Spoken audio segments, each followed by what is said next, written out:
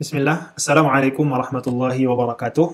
Alhamdulillahi rabbil alamin, wabihi nasta'inu ala umurid dunya waddin. Ashhadu an la ilaha illallah wahdahu la syarikalah, wa ashhadu anna muhammadan abduhu wa rasuluh. Ikhwani wa akhwati, a'azzani Allahu wa iyyakum jami'an. Ahlan wa sahlan wa marhaban bikum fi liqa'ina ats-tsalits fi silsilati tafsir Al-Qur'anil Karim. Insyaallah ta'ala pada hari ini kita akan mempelajari surah Al-Ikhlas. Kita akan tilawahkan terlebih dahulu, kemudian kita jelaskan ma'anil mufradatnya, lalu kita bacakan tafsirnya dari kitab Tafsir As-Sa'di insyaallah ta'ala. Sekarang kita akan tilawahkan surat ini terlebih dahulu. A'udzu billahi minasy syaithanir rajim. Bismillahirrahmanirrahim. Qul huwallahu ahad, Allahus samad, lam yalid wa lam yulad, wa lam yakul lahu kufuwan ahad. Baik, kali ini kita akan membahas ma'anil kalimat atau ma'anil mufradat di surat Al-Ikhlas. Kata yang pertama, ahadun.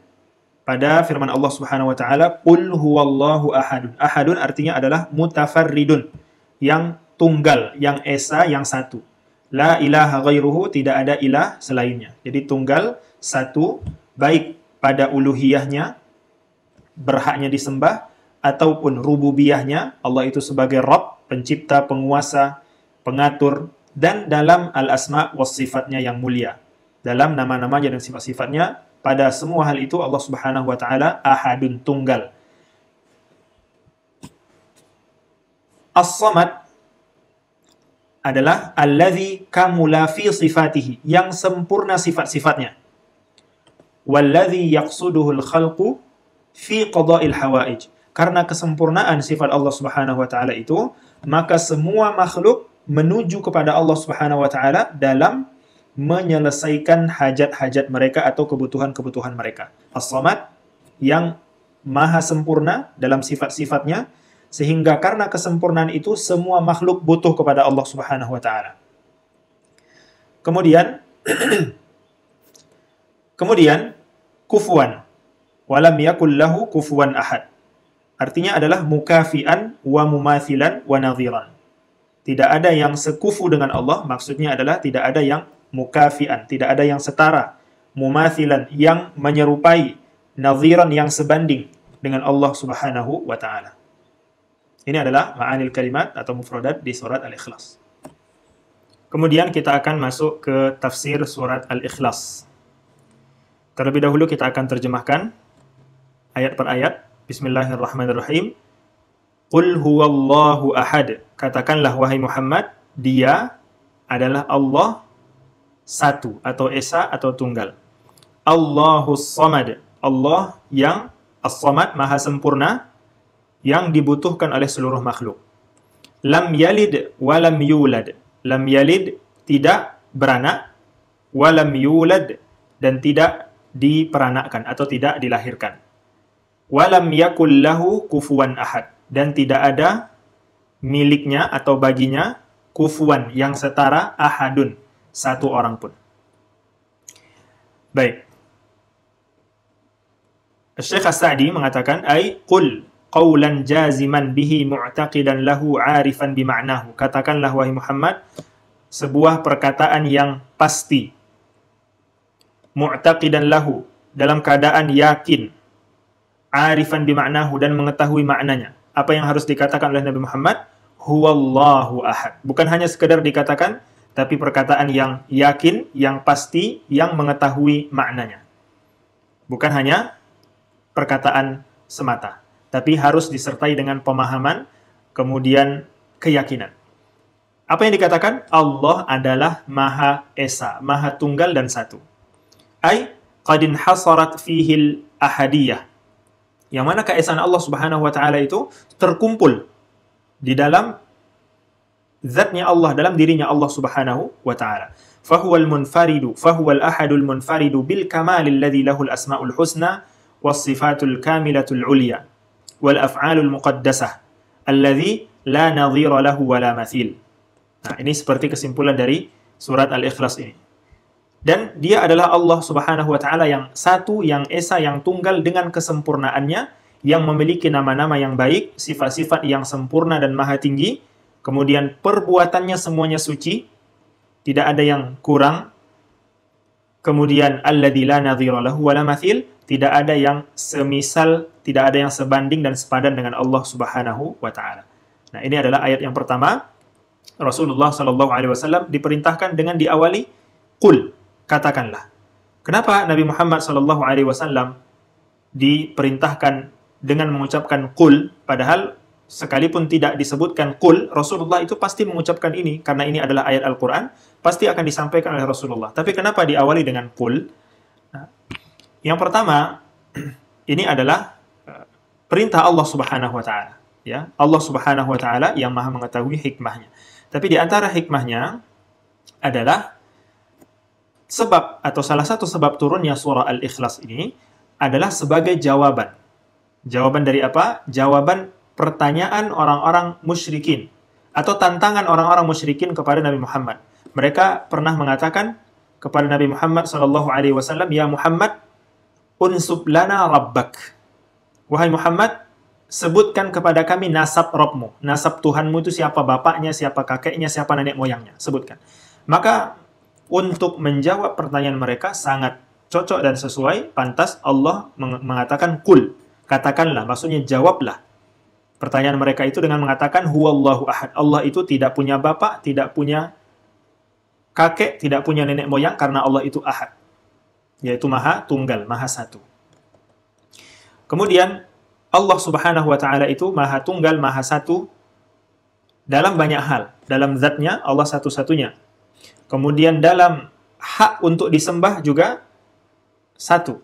Kemudian Allah Subhanahu wa taala sebagai Rabb, rububiyahnya, sebagai pencipta, sebagai pengatur, sebagai penguasa, itu juga hanya Allah satu-satunya. Jadi tidak ada yang menguasai selain Allah Subhanahu wa taala. Kemudian juga dalam sifat-sifat dan nama-namanya yang sempurna dan baik.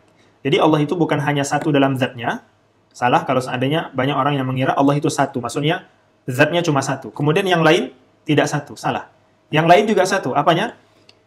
Semua sifat-sifat dan nama-nama Allah Subhanahu wa taala yang maha sempurna juga satu. Hanya Allah yang paling memiliki maha pendengaran. Yang pendengarannya tidak terbatas. Tidak ada seorang pun dari makhluk yang bisa menyamai Allah Subhanahu wa taala dalam hal pendengaran. Allah Subhanahu wa taala bisa mendengar suara hati seseorang. Kalau kita bahkan di sebalik dinding pun kita tidak bisa mendengar. Di sebalik dinding kita tidak bisa melihat, sedangkan Allah penglihatannya maha sempurna. Tidak ada seorang pun yang serupa dengan Allah dalam hal ini. Kemudian Allah Subhanahu wa taala maha sempurna dalam hak untuk disembah. Maka tidak boleh seseorang menyandarkan dirinya kepada selain Allah Subhanahu wa taala dalam beribadah. Kemudian juga dalam rububiyah, hak untuk rububiyah Allah Subhanahu wa taala, yaitu Allah sebagai pencipta, Allah sebagai penguasa, itu juga hanya Allah Subhanahu wa taala satu-satunya. Itu makna dari ahad. Bukan hanya zatnya saja, tapi semuanya juga Allah itu esa dan sempurna. Kemudian Allahus Samad. Ayat yang kedua, Allah itu As-Samad. Apa itu As-Samad? As-Samad adalah Allah yang maha sempurna. Karena kesempurnaannya semua makhluk menuju kepadanya. Semua makhluk butuh kepadanya. Kita tahu kalau ada seseorang yang kaya, kemudian punya jabatan, kemudian dipandang oleh masyarakat, mulia, dermawan, semua orang itu akan meminta pertolongan kepadanya, akan datang ke rumahnya, kemudian meminta pertolongannya, baik itu harta maupun jasa dan lain sebagainya. Itu manusia. Bagaimana dengan Allah Subhanahu wa taala yang As-Samad, maha sempurna, tidak ada kekurangannya.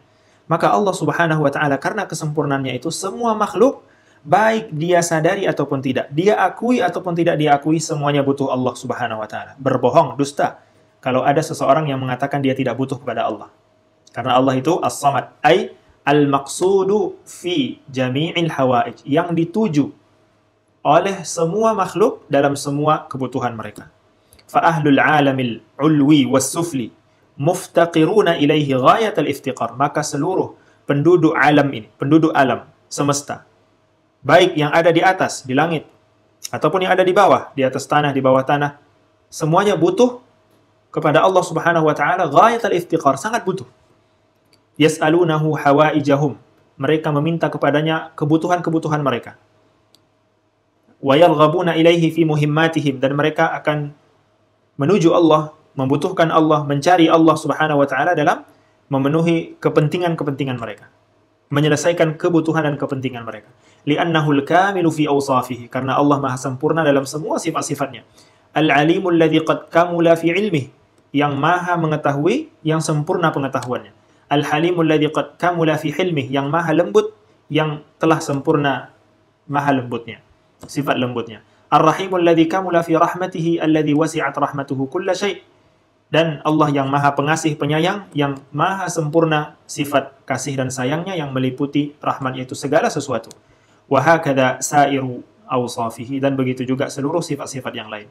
Maha sempurna dalam semua sifat-sifatnya, dalam kekuasaannya, dalam pengetahuannya, dalam pendengarannya, dalam penglihatannya, dalam hidupnya. Allah Subhanahu wa taala maha hidup. Allah Subhanahu wa taala maha sendiri, tidak butuh kepada makhluknya. Al-Qayyum, Al-Hayyul Qayyum, dan sifat-sifat yang lain Allah Subhanahu wa taala maha sempurna. Karena kesempurnaan ini seluruh makhluk butuh kepada Allah Subhanahu wa taala. Sekalipun dia adalah orang kafir, orang yang mensyirikatkan Allah Subhanahu wa taala, dia juga butuh kepada Allah Subhanahu wa taala. Di situasi-situasi genting, orang-orang musyrikin Makkah dahulu, mereka hanya ingat kepada Allah. Fa idza rakibu fil fulki da'u Allah mukhlishina lahuddin. Falamma najjahum ilal barri idza hum yusyrikun. Ketika mereka mengendarai kapal-kapal mereka berada di tengah lautan, mereka akan mukhlishina lahuddin. Mereka akan ikhlas, hanya berdoa kepada Allah Subhanahu wa taala. Lupa itu berhala-berhala mereka yang ada di sekeliling Ka'bah yang jumlahnya ratusan, itu mereka lupakan. Karena mereka tahu yang bisa menolong mereka hanyalah Allah. Tapi ketika mereka selamat dan sampai ke tepian laut, idahum yusyrikun, mereka kembali berbuat syirik. Mereka kembali menduakan Allah, mensyirikatkan Allah Subhanahu wa taala. Salah satu hadis disebutkan dalam sebuah hadis riwayat At-Tirmidzi, Rasulullah sallallahu alaihi wasallam pernah bertanya kepada salah seorang musyrik namanya Husain, "Ya Husain, kam ta'budul yauma ilahan?" Hari ini kamu sudah menyembah berapa tuhan? Orang-orang musyrikin itu menyembah banyak tuhan. Dia mengatakan qala sab'ah. Hari ini dia menyembah 7 tuhan. Kemudian dia menyebutkan rincian dari 7 tuhan ini. Sittatun fil ardi wa wahidun fis sama. 6 di bumi dan 1 di langit. Siapa yang di langit? Tentunya Allah Subhanahu wa taala. Kemudian Rasulullah sallallahu alaihi wasallam melanjutkan pertanyaannya, fa ayyuhum ta'uddu li raghbatik wa rahbatik? Ketika engkau sedang butuh, sedang di situasi genting, sempit, mana yang engkau cari untuk memenuhi kebutuhanmu? Maka dia mengatakan alladzi fis sama, yang ada di langit. Nah, Husain mengatakan ketika dia dalam keadaan genting, dalam keadaan butuh sekali, maka dia akan meminta hanya kepada Allah Subhanahu wa taala. Jadi ini menunjukkan apa? Semua makhluk, ya, secara naluri, secara fitrahnya, dia itu butuh kepada Khalik-nya, butuh kepada Sang Penciptanya. Sekalipun dia mensyirikatkan Allah, sekalipun dia ateis, tidak mengakui adanya Tuhan, tapi di situasi tertentu ketika dia sangat butuh, dia akan melihat ke atas, dia akan mengakui adanya kekuatan yang tunggal, yaitu Allah Subhanahu wa taala. Baik. Wa min kamalihi annahu lam yalid wa lam yulad. Nah, tadi kita sampaikan Allah itu As-Samad, Maha sempurna. Di antara bentuk kesempurnaan Allah, Allah itu tidak melahirkan dan tidak dilahirkan. Tunggal, tidak punya anak, tidak punya bapak. Li kamali ghinahu. Karena kesempurnaan kekayaan Allah Subhanahu wa taala. Ketidakbutuhan Allah kepada makhluknya. Nah, ini tingkatan level, ya, kesempurnaan Allah Subhanahu wa taala dan ketidakbutuhan Allah. Allah itu tidak butuh anak dan tidak butuh bapak. Dan ayat ini membantah 3 keyakinan sekaligus. Membantah keyakinan orang-orang Nasrani yang mengatakan Isa ibnu Allah. Isa adalah anaknya Allah. Kemudian membantah keyakinan orang-orang Yahudi yang mengatakan Uzairun ibnullah. Uzair itu adalah anaknya Allah. Dan membantah keyakinan orang-orang musyrikin, khususnya musyrikin Makkah, yang mengatakan al-malaikatu banatullah. Malaikat-malaikat itu adalah anak-anaknya Allah Subhanahu wa taala. Wal'iyadu billah. Subhanallah. Membantah 3 keyakinan sekaligus. Kita meyakini lam yalid wa lam yulad. Orang beriman, orang bertauhid meyakini Allah tidak punya anak dan tidak punya bapak dan ibu. Karena ketika Allah Subhanahu wa taala punya anak, menunjukkan Allah Subhanahu wa taala butuh kepada yang lain. Karena biasanya anak manusia, kenapa dia butuh anak? Untuk melanjutkan eksistensinya. Untuk melanjutkan mungkin kerajaannya atau kekuasaannya, kekayaannya, supaya terus eksis keluarganya. Ya, supaya terus ada keturunannya, diwarisi. Kemudian juga anak ini akan membantunya di usia dia ketika tua. Akan tetapi Allah Maha sempurna, tidak butuh semua itu. Allah terus eksis. Allah Subhanahu wa taala Maha kuat, Maha kaya, tidak butuh kepada anak. Dan Allah Subhanahu wa taala tidak punya bapak dan ibu. Karena ketika Allah Subhanahu wa taala punya bapak dan ibu, berarti menunjukkan Allah Subhanahu wa taala bukan yang pertama. Sedangkan Allah wal awwal wal akhir, yang pertama dan yang terakhir. Karena ketika Allah punya bapak, punya ibu, berarti punya kakek, nenek, dan seterusnya. Berarti Allah bukan yang pertama. Maka ini menunjukkan kemahasempurnaan Allah Subhanahu wa taala, tidak dilahirkan dan tidak pula melahirkan.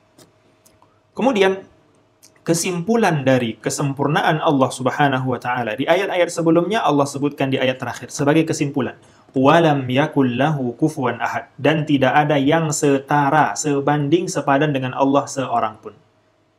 La fi asma'ihi, tidak pada nama-namanya, wala fi awsafihi, dan tidak pula pada sifat-sifatnya, wala fi af'alihi, dan tidak pula pada perbuatan-perbuatannya, tabaraka wa ta'ala. Allah maha banyak berkahnya dan maha tinggi. Fahadhihi suratu mustamilatun ala tauhidil asma'i was sifat.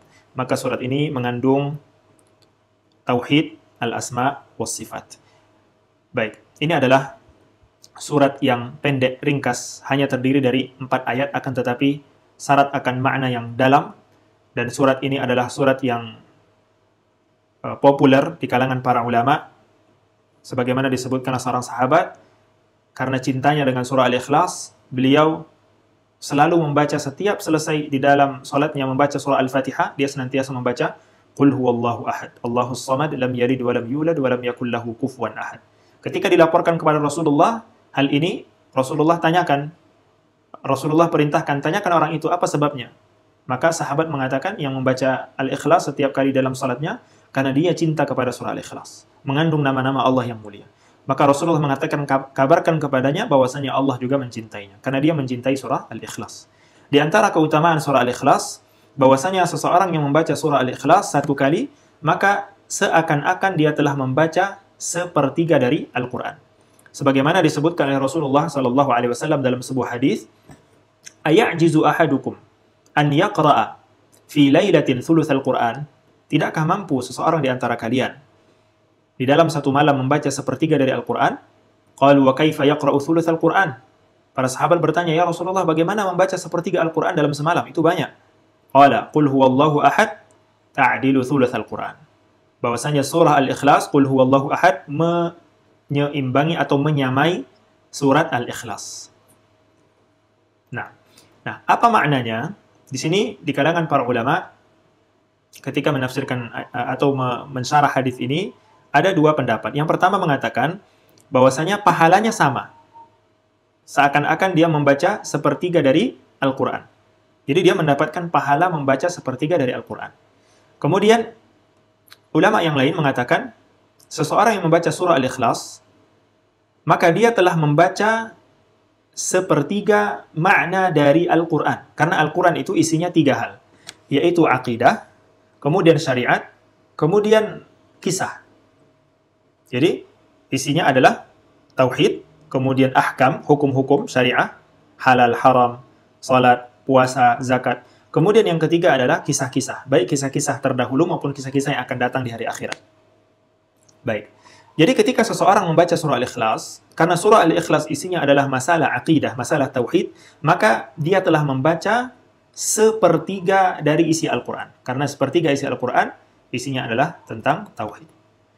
Kemudian, di antara keutamaannya juga, Rasulullah SAW menyebutkan, man qara'a qul huwallahu ahad hatta yakhtimaha 10 marrat, banallahu lahu qasran fil jannah. Siapa yang membaca surah Al-Ikhlas sampai khatam, maksudnya 4 ayat ini disempurnakan 10 kali, maka Allah akan membangunkan untuknya istana. Bukan rumah, bukan gubuk, tapi istana. di dalam surga. Maka ketika mendengar hadis ini, Umar bin Al-Khattab mengatakan, "Idzan astakthir ya Rasulullah." Kalau begitu, aku akan perbanyak membaca surah Al-Ikhlas ya Rasulullah. Kemudian Rasulullah merespon, "Allahu aktsar wa atyab." Sebanyak apapun engkau membaca surah Al-Ikhlas, maka Allah Subhanahu wa taala kebaikannya lebih banyak. Allah Subhanahu wa taala lebih baik, lebih banyak kedermawanannya. Maka ini menganjurkan kita untuk memperbanyak membaca surah Al-Ikhlas daripada kita diam-diam ketika duduk-duduk atau dalam kendaraan, di atas kendaraan, ya, dan tidak ada yang bisa melalaikan kita. Misalnya, ya, tidak banyak hal-hal yang kita lihat. Kalau kita baca Quran hal itu akan menjadikan kita lalai. Maka sebaiknya kita membaca Al-Quran, dan di antara surat dan ayat yang terbaik untuk kita baca adalah surah Al-Ikhlas. Daripada kita diam saja, lebih baik kita membaca surah Al-Ikhlas daripada kita membaca yang lain, bernyanyi ataupun membaca syair-syair di waktu-waktu yang afdal, waktu-waktu yang mulia. Baca surah Al-Ikhlas. Dan juga surat ini banyak dianjurkan dibaca di dalam kondisi tertentu. Salah satunya adalah di salat sunnah ba'da maghrib dan qabla subuh di rakaat kedua. Kemudian juga sebelum tidur dianjurkan. Kemudian setelah salat juga dianjurkan membaca surah Al-Ikhlas dengan 2 surat setelahnya, Al-Falaq dengan An-Nas. Begitu juga dibaca ketika pagi hari, zikir pagi dan zikir sore. Mudah-mudahan kita dijadikan oleh Allah orang-orang yang ahli surah Al-Ikhlas, mengamalkan surah ini, memahaminya, kemudian mengambil pelajaran darinya. Aqulu qawli hadza wa astaghfirullah li wa lakum. Subhanakallahumma wa bihamdika, asyhadu an la ilaha illa anta, astaghfiruka wa atubu ilaik. Assalamualaikum warahmatullahi wabarakatuh.